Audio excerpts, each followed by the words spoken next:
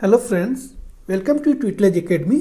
NCL का जो student exam देने जा रहे हैं, जो 27 दिसंबर 2012 को है, असिस्टेंट फोरमैन का एग्ज़ाम हो या किसी भी दूसरे ट्रेड का एग्ज़ाम हो 27/12/2020 के लिए, तो उनको एग्ज़ाम का लास्ट टिप्स यहाँ पे डिस्कस करने वाले हैं। Important tips for exam, do और डोंट्स, क्या करना है क्या नहीं करना है एग्ज़ाम से पहले, ये सारी चीज़ें आपको बताने वाला हूँ। तो इस वीडियो को एंड तक जरूर देखें। तो चलिए स्टार्ट करते हैं।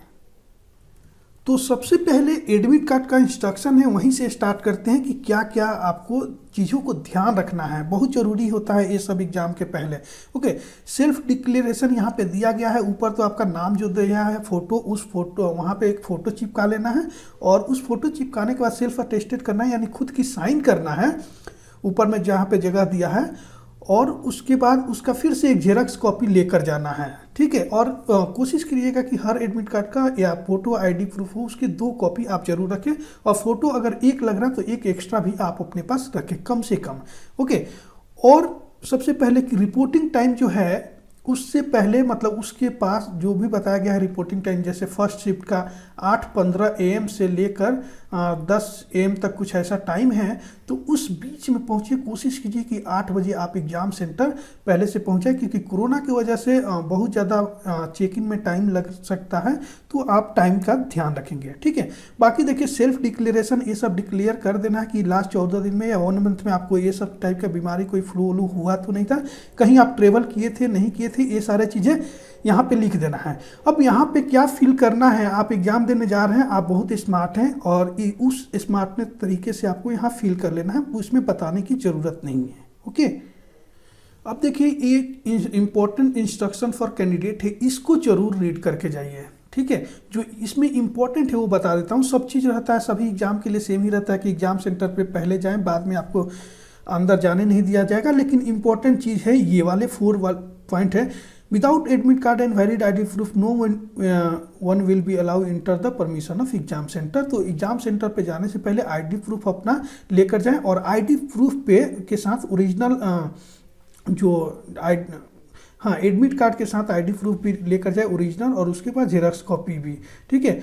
आफ्टर अफिक्सिंग द लेटेस्ट फोटोग्राफ, जो भी फोटोग्राफ आप उस पर लगाए हैं एडमिट कार्ड पे, उसी फोटो को एक एक्स्ट्रा भी फोटो आपको लगाना है। आपको वहाँ पे जगह दिया है, उसका सेल्फ अटेस्टेड करना है और उसका एक कॉपी लेकर जाना है, इतना ध्यान रखना है। ओके, अब देखिए इंपॉर्टेंट क्या है, एडमिट कार्ड लेकर जाना है। सेल्फ डिक्लेरेशन अंडरटेकिंग, जो ऊपर बताया गया है कि आपको 14 दिन में कहीं बाहर नहीं गए, सेंटर दिया हुआ है कि कोई सी सिटी में बाहर तो नहीं गए, वो सारे चीज़ें डिक्लेयर कर देना है पहले से।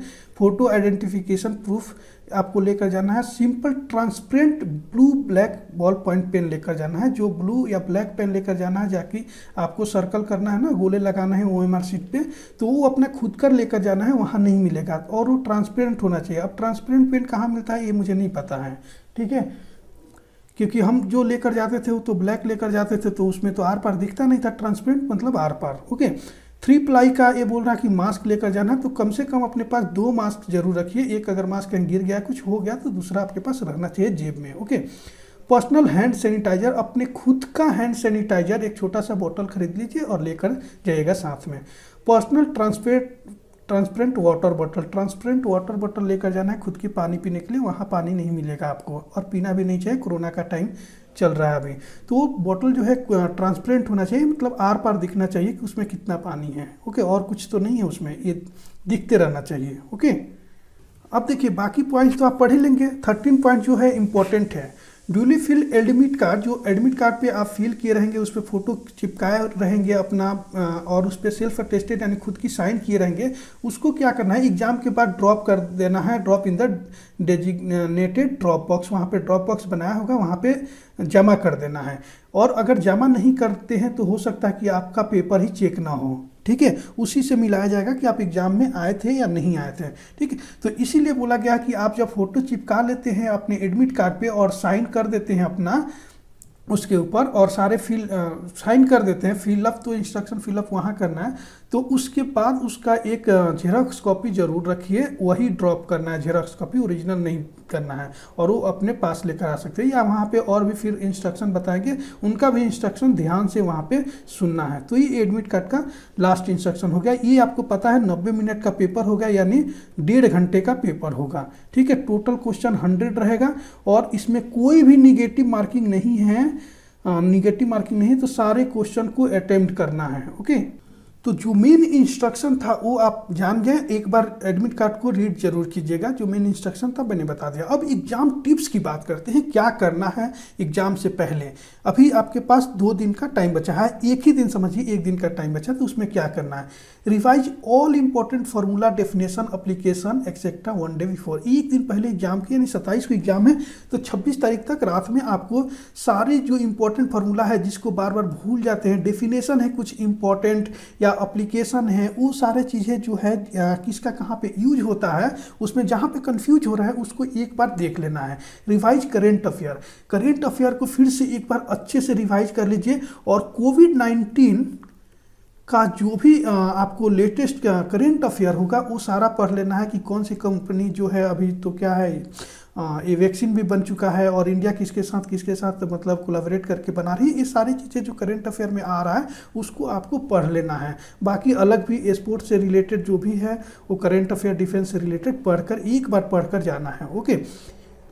Avoid revision study on exam centre, ये भी इंपॉर्टेंट पॉइंट है कि वहाँ पे अवॉइड करना है कि रिवीजन जो भी करते हैं ना एग्जाम सेंटर पे लास्ट टाइम तक पढ़ते रहते हैं, तो वैसा उसको अवॉइड करना है। मतलब बहुत सारे स्टूडेंट का ऐसी आदत हो सकता है कि वहाँ पे लास्ट में पढ़ना ही पड़ता है, तो पढ़ सकते हैं, उसके लिए कोई ये नहीं, लेकिन कोशिश करिए कि आपका रिवीजन ना एग्जाम सेंटर से जाने से पहले ही हो जाए। कुछ अगर बच या कुछ याद आ जाए तो खोल कर आप देख सकते हैं, बट उसकी ज़रूरत ना पड़े तो ज़्यादा अच्छा रहेगा, ओके। ये सबसे इंपॉर्टेंट है, ignore all rumours about exam. Exam centre पे क्या है, एग्जाम सेंटर पे एग्जाम के बारे में बहुत सारे रूमर्स, जो गलतफहमियां हैं वो फैलाई जाती है स्टूडेंट के द्वारा, ठीक है। उस पर ध्यान नहीं देना है कि सेटिंग है या ये है वो है, एग्जाम कैंसिल या कुछ भी इस टाइप से, या चीटिंग वोटिंग, ऐसा कुछ सोचना नहीं है, उसको इग्नोर करना है। जहाँ पे वो बात चल रही हो वहाँ से आपको साइड में चले जाना है। 2 टाइप के स्टूडेंट होते हैं इस तरह से बात करने वाले, एक वो जो एक्सक्यूज देते हैं अपने आप को, पढ़ाई नहीं हुई रहती तो बहाना बनाते हैं, उस बहाने की वजह से बोलते हैं कि ऐसा हो गया वैसा हो गया, पढ़ के कोई मतलब नहीं, एग्जाम देकर कोई मतलब नहीं है, ठीक है। और दूसरे स्टूडेंट वो होते हैं जो खुद पढ़ाई कर लिए होते बहुत अच्छे तरीके से, और कंपटीशन को कमज़ोर करने के लिए वो आपको ऐसा बातें बताएंगे ताकि आपका परफॉर्मेंस खराब हो जाए। तो इन सारी चीज़ों पे, रूमर्स जो है, अफवाह है, उस पर ध्यान नहीं देना है, आपको अच्छे से एग्ज़ाम देना है। अगर आप सोचिए कि कुछ भी हो, 1 सीट तो होगा ना एग्ज़ाम में, वो 1 सीट मेरा रहेगा, उस 1 सीट के लिए मैं आया हूँ, मैं आई हूँ, और वो 1 सीट मेरा रहेगा। ये सोचकर पूरे कॉन्फिडेंस के साथ एग्जाम देना है, बी कॉन्फिडेंस, ओके। ये चीज़ें हो गया। Read the question carefully before answer, कोई भी क्वेश्चन को आंसर करने के पहले, क्वेश्चन पेपर आपके हाथ में आता है, उस क्वेश्चन को अच्छे से पढ़िए, ठीक है। बहुत जल्दी हड़बड़ी में क्वेश्चन सॉल्व मत कीजिए, मतलब ऐसा नहीं आधा घंटा में पूरा क्वेश्चन पेपर सॉल्व करके बैठ गए, जरूरत ही नहीं है।